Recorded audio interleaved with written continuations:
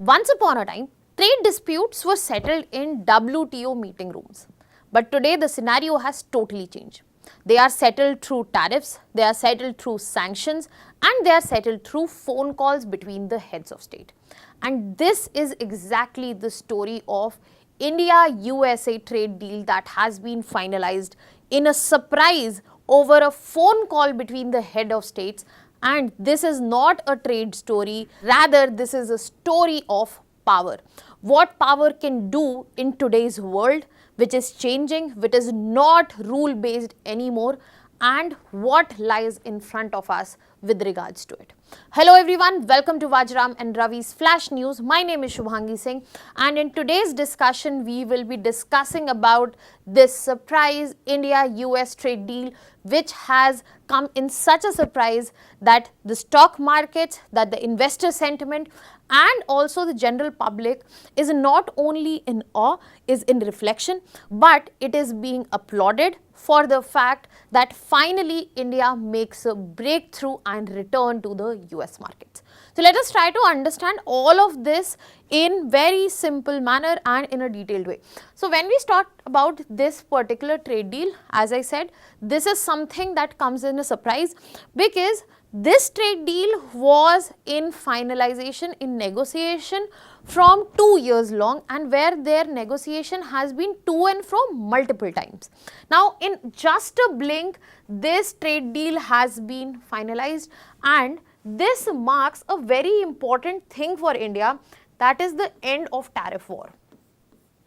Now this is also being considered historic, not just in regards that this is a trade deal between India and US, but also how this brings a very important and a new chapter in terms of economic ties towards the West. Why I am saying West? Because you have to keep in mind that India just finalized a free trade agreement with the European Union, and now US coming on the same side marks that we are getting back to the normal times that we were seeing towards West, the kind of market access we had, the kind of economic ties we had, we are going back to it, especially since the time of turbulence that we have seen in past couple of years, specifically after Russia-Ukraine war and then President Donald Trump coming into presidency in US. Now in this context, another important factor here is that this deal with proper trade policy, when we are talking about, we have to understand that it clearly marks an alignment with energy and geopolitics. Why I am saying this? Because as per this particular trade deal, the tariffs have been reduced for Indian exports for US, and they have been marked at 18%. But at the same time, India cannot import Russian crude oil. So Russian imports in India, they will go out of the picture. So you have to understand that geopolitics and also energy is combined with foreign trade and also policies around it as of now.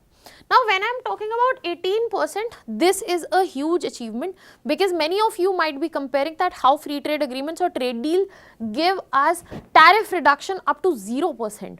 But why 18% here? 18% here is also a very big number because we have to understand that we are coming back from 50%. How 50%? Let's go back to the backstory. So when we are talking about 2025, the very start of it, President Donald Trump came up with reciprocal tariffs, and they positioned the tariffs that wherever you are placing or creating a barrier for US export, we are also going to place barrier in terms of tariffs. So for India, because the tariffs that was charged to US was 52%, they decided on 26%. Furthermore, apart from that, US also had a clear insight that they have a trade imbalance going on with India, and they wanted to address that. They clearly said in this context that India is taking advantage of US. So this 26% was in that regards, and then we had a punitive tariff also. That means we had a punishment also. Punishment for what? Punishment for buying Russian oil. That was another 25%. So we had reciprocal tariff and then we have punitive tariff, and that placed at placed us in a very difficult situation, because that made our Indian exports, especially in US market, absolutely non-compatible in terms of prices, because one thing that was sold for $100 in US market will add to tariff to that, it will become of more than $150. So that makes Indian exports out of the picture, and when India is trying to become an export oriented economy, India is planning to be a developed economy by 2047, and India is working on that. When US is huge market, one of the biggest market in terms of exports for us, this was a huge setback. So the negotiations strengthened, and what was asked from US, that you have to correct this imbalance, you have to open up your markets, and you have to stop buying Russian oil. And this was not just about trade, this was about energy security and also geopolitics. So India stood their ground for a long time, where they talked about strategic autonomy, but with the sign of this deal, and when we will be looking into the terms, you will clearly see that how this strategic autonomy has quickly gone to strategic alignment and selective alignment. That okay, we might have to compromise to survive in the global headwinds making and going across India. Now that we have a fair idea that what went as the backstory, now let us come and straight up jump to understand that what has come up in the New Deal. US has finally committed that we will be taking away the punitive duty, we are going to remove that, and the final tariff rate would be fixed at 18%. That is a good news for India, because in the export market, when we have our competitors and when we are looking especially in the Asian continent, this is the tariff rate which has been given, be it to Japan, be it to South Korea, in the similar bracket. So we are still standing in the competition. It was very difficult to compete with this number when we were talking about 50% more tariff. So we are still standing in the competition. Now it depends on the quality of exports, the demand of exports, that how India navigates. At least we have been given a level playing field as of now, and we have our access back to the US market, which was not just important for IT sector, pharmaceuticals, textiles, and many more. So in this context, the major pillars of our economy were going to take the major thrust because of this huge number. So that has finally been negotiated. But this has not been given free of cost. This comes with multiple commitments from India, which are not just about tariffs. They are about ensuring that the geopolitical interest of US stays intact. That means India stops buying Russian oil. Because if India continued buying Russian oil, especially when Western sanctions have been placed since post 2022 Russia-Ukraine war, India kept buying from Russian economy, Western sanctions have been placed to weaken Russian economy. Western sanctions are losing their power, they are being weakened, so that was not wanted. So in order to ensure the power of Western sanctions, India needed to be stopped, and that is the main commitment that has been asked from India.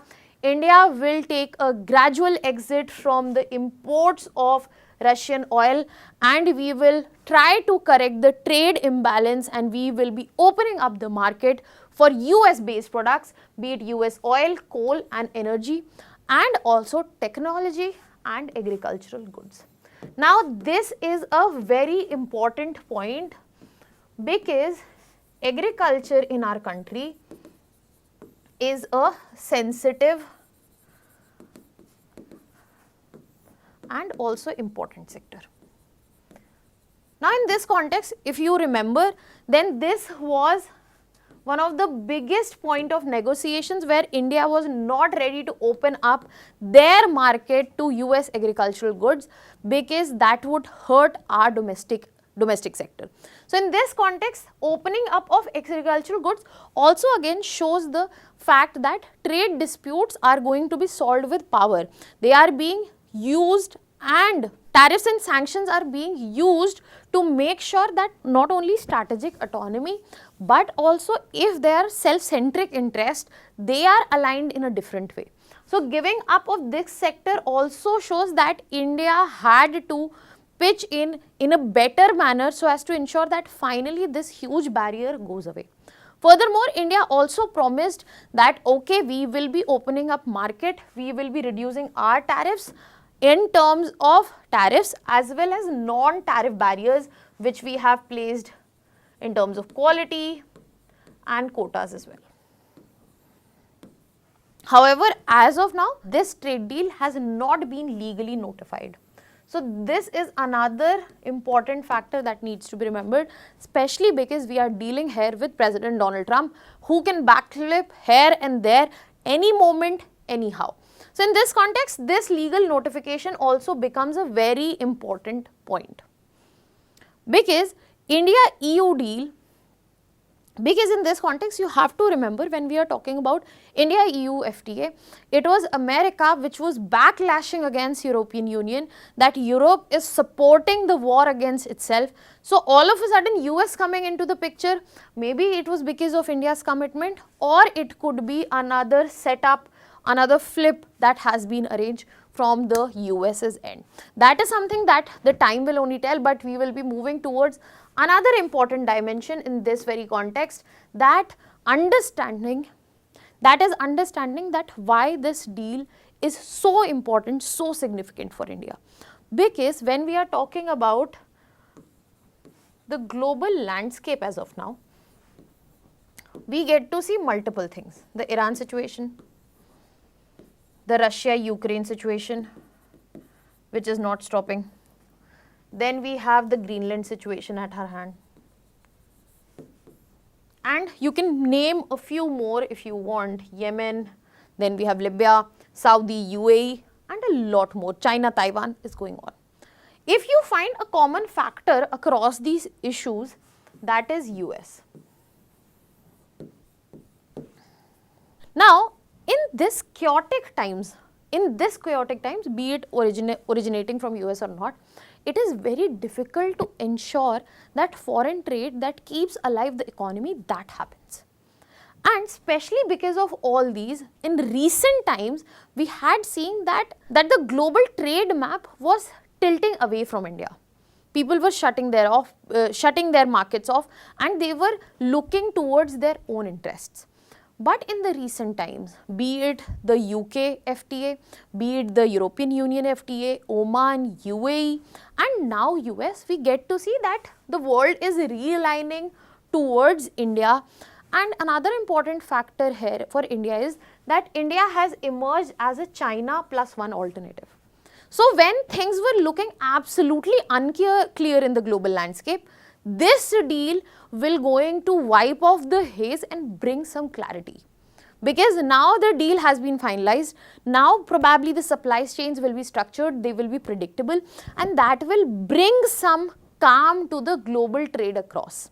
So that is why this becomes a very significant thing for a developing country which is trying to become an export-oriented economy.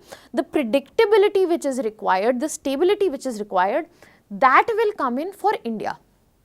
And probably because of this particular deal, other countries will also fall in line for India. And that goes without saying that the fact that this deal with US is another proof that India stands strong as an alternative and as an economic powerhouse in South Asia, when if you look 20 years back, the only alternative or the only name that you had was China. So in this context, it is looking good for India. But how it is going to exactly materialize? It is going to materialize with direct advantage that Indian sectors, especially IT, textile, gems and jewelry, pharma, because they will be the ones to get the relief. Furthermore, the reduced uncertainty, which definitely will ensure better export planning, investor confidence, which can be seen with a positive remark from the stock markets, will be boosted, and Indian markets will finally be able to cover up from worst performing exports that we have seen, especially last year. But again, we have to remember that it is not everything that is painted in gold. We have certain limitations. First, I pointed out that legal notification is not out. Second, that 18% tariffs, even though it places us on par with Asian peers, it is still much more higher than what we had before 2025 and 24. And this is not a free trade agreement. This is just a trade deal that has been signed. And another important limitation that we should not forget, that when we are promising to do away with Russian oil, that there will be certainly definitive consequences on energy security. Because as of now, when we are talking about imports, we are dependent 90% for crude oil, and in this context, Russia was playing a major role here. In this 90%, a major fraction was sent out by Russia. Russian oil further had its advantage, like that it was cheaper, it helped us in controlling inflation and also reduce the current account pressure because of that. Now, once we take all of this out of the picture, we will have higher import cost, more burden or current account pressures, greater exposure to global oil price volatility that is seen, and this cannot be controlled by India. This is more centric towards Middle East or OPEC,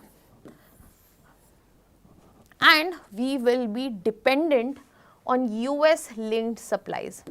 So, energy security will become politically conditional in this whole scenario, which is a huge limitation that we have signed up for.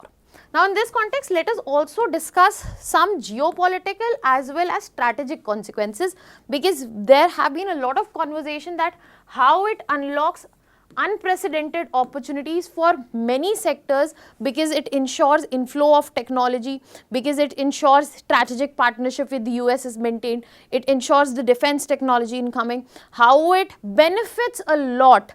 But at the same time, what about the strategic consequences, such as giving up our strategic autonomy, moving towards selective alignment, reducing our flexibility in Russia relations, because now that will be dominated by US and its conditionality. And what about the impact that India will have when it wanted to be the visionary, the leader of global South, when it had to follow the power directions given from US. But this strengthens US's position a lot, because it finally was able to weaken Russian oil revenues, it was able to expand US's own energy export, and it used trade as a tool for geopolitical influence, which marks the fact that trade is now a strategic instrument and not part of neutral economics anymore in the present changing world. And this India-US trade deal is not just for India, but this is going to be a template for a global order that will show that we have moved away from rules-based multilateralism or organizations such as WTO. We have come towards bilateral engagements and bilateral pressures. We have moved towards power-based trade negotiations and sanctions and tariffs being used as bargaining tools, where the harsher effect would be on developing countries, because they would have to give way more to gain little, and their policy space will be way too limited. And India as of now stands as an example to this global template. What are your thoughts on this? Let me know in the comment section. Do you think there are more positives to it than the negative? Let me know the dimensions that you are thinking of in the comment section. That was all from my side. Thank you so much.